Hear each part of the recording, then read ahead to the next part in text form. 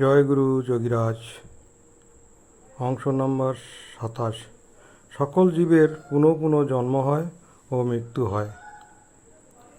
আমাদের কোনো কোনো সম্প্রদায়ের মানুষ মনে করেন জীবের পুনর্জন্ম হয় না, এই জন্মই শেষ জন্ম। কিন্তু গীতার মধ্যে ভগবান শ্রীকৃষ্ণ এই ব্যাপারে একদম পরিষ্কার করে বলেছেন। চতুর্থ অধ্যায়ের প্রথমেই অর্জুনের প্রশ্নের উত্তর দিতে গিয়ে বলেছেন,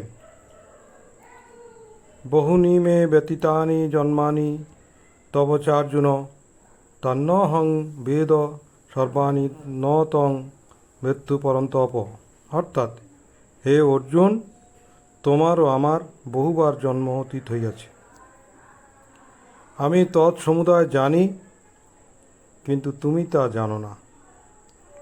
অর্থাৎ, শ্বাস প্রশ্বাসের যাহা আগম ও নিগম হইতেছে, এই শ্বাস দেহ হইতে বহির্গত হওয়াকেই মৃত্যু বলে ও কোনো দেহে পুনঃ প্রবেশ করাকেই জন্ম বলে।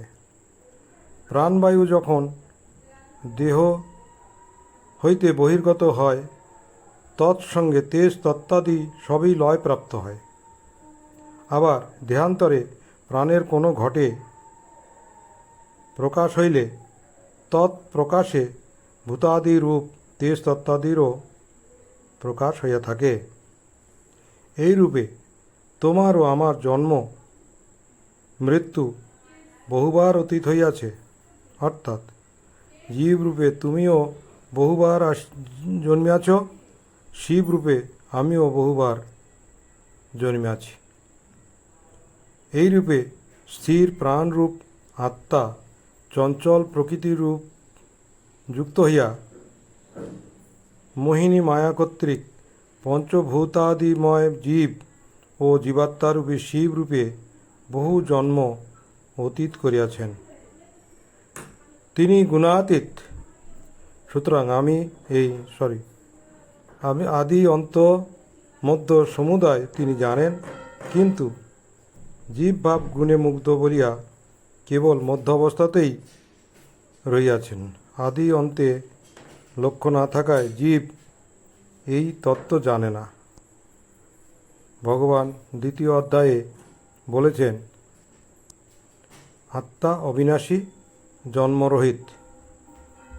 আমি জন্মরহিত বলিয়া আদি মধ্য ও অন্ত সবটাই জানি, আর তুমি শুধু মধ্য অবস্থাটা জানো।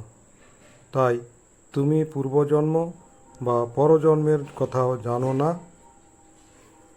তাই আমি ভগবান আর তুমি জীব। জয় গুরু যোগীরাজ।